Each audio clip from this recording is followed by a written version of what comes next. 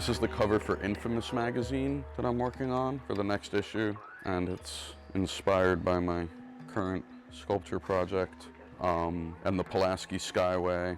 So I have to get this finished. Armor has always been a thing for me. Like I do a lot of stuff on car hoods where I engrave into the metal, and I call them shields. And there's a whole thing about armor. Like armor is always like ornamented and shields are always ornamented. Why would you put ornament on something that's just supposed to stop you from getting killed?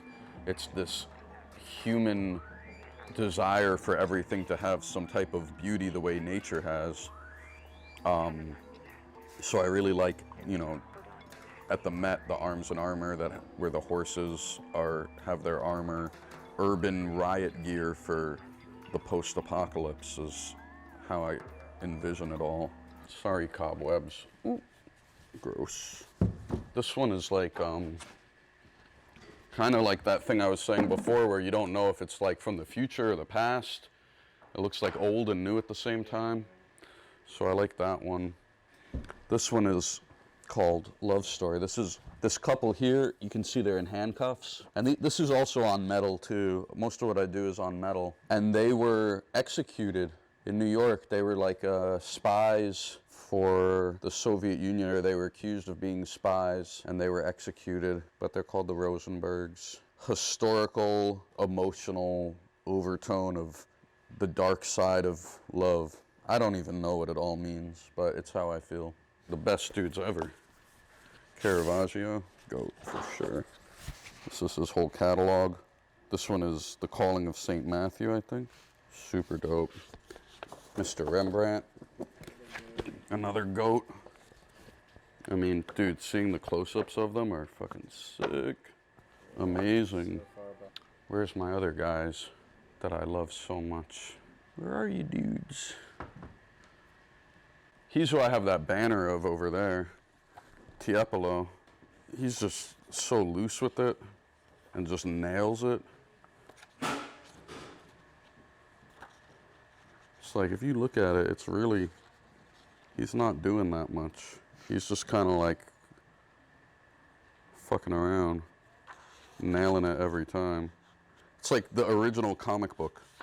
Yeah, one of my favorites. I think this is like mid-1600s or something. But I just like and his big paintings are sick too. There's like 3 huge ones at the top of the stairs in the Met with the big, like, with the battles with the horses and all that. But he's got it, man. It's so fucking cool.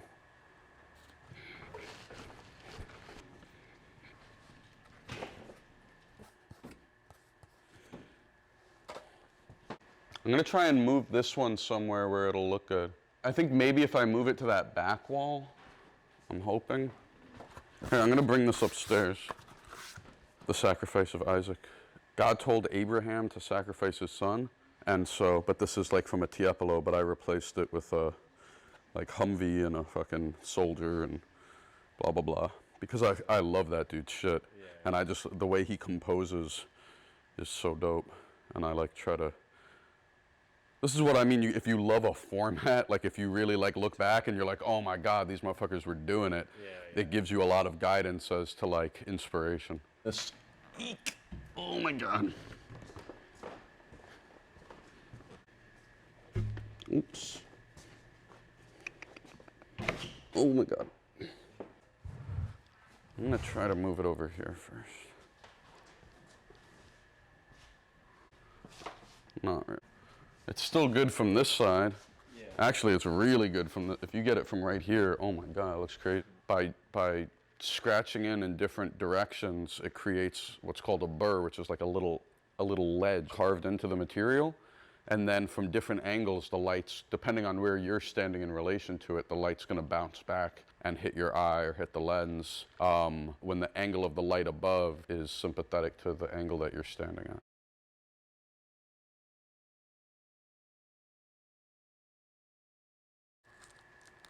Mostly Philly.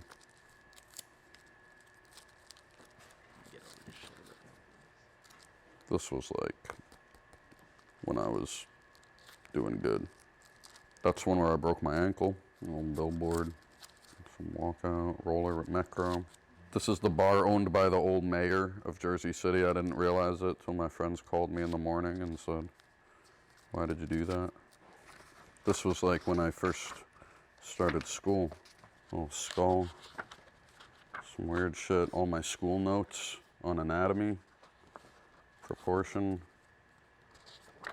some animals. And then, where's the cool part? This was, we would go to the morgue, not the morgue, but the hospital, like the med students would let us sit in on the dissections.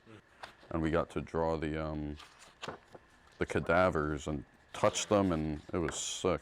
That's like some, like real legs, a heart. Pretty crazy, but that's how you learn anatomy. Some opened up rib cage, like after a certain point they'd cut open the rib cage. And like it's like a mix of like graffiti and some like, just says dead. Anyway, you can see, this is, 15 years ago, but it's still the armor and the horseback stuff. It's like you can see it kind of goes, look, it's going all the way back. I don't know what fucking year this was, but this is, decades before all this stuff. That's it. Yeah. And I don't even think it went over well, like when he...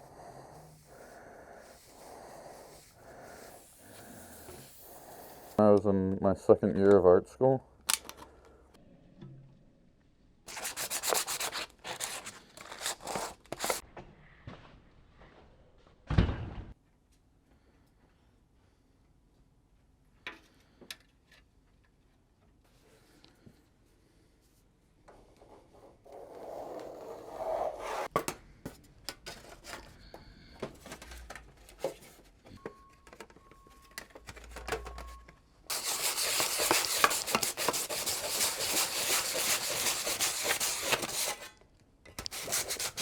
Yeah, you want to keep it really dark at the top so that we can etch it and have the etching pop. The whole thing's going to be pretty dark. I mean, yeah, it'll go from dark to light. I don't want to say balance is overrated, but I would say something entirely balanced has been neutralized. So every color has a complement. If you put the complement to the color, it no longer has the psychology of the mood to it. It's been resolved. So contrast is about light and dark. You have good contrast, you're resolving it. You don't fully resolve things, that's where you create mood. So everything I do is pretty dark because that's the mood of it.